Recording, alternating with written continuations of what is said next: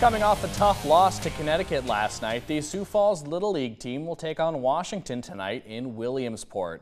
And that's where we find our Parker Brown as we continue our coverage of the tournament. Hello, Parker.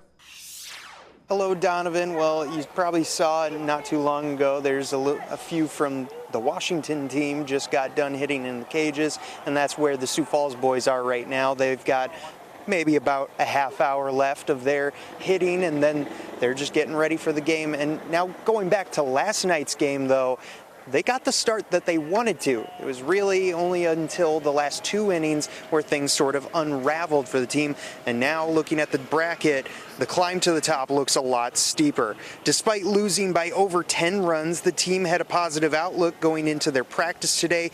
And having a game just 24 hours after a loss gives them a clean slate.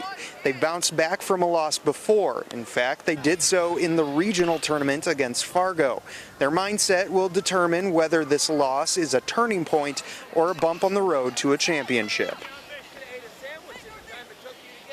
As soon as we broke our huddle, I said the what ifs are over. Everything that happened yesterday is history, and we're moving on to our opponent today. And as you can see, the energy was good throughout the entire practice. Guys were flying around, smiles on their face. So that's one good thing about this group. And we noticed it when we lost that game to North Dakota. It was short-term memory. It was on to the next day, and that was our message early this morning and again today when we got to practice.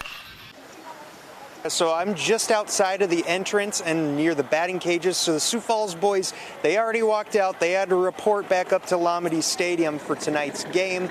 And going back to last night, it really was a tough loss, making it do or die tonight as well as the rest of the tournament. Now, early in last night's game, the team got the start that they wanted, but the game slowly unraveled in the final innings. Now their climb to the top in the tournament looks a lot steeper.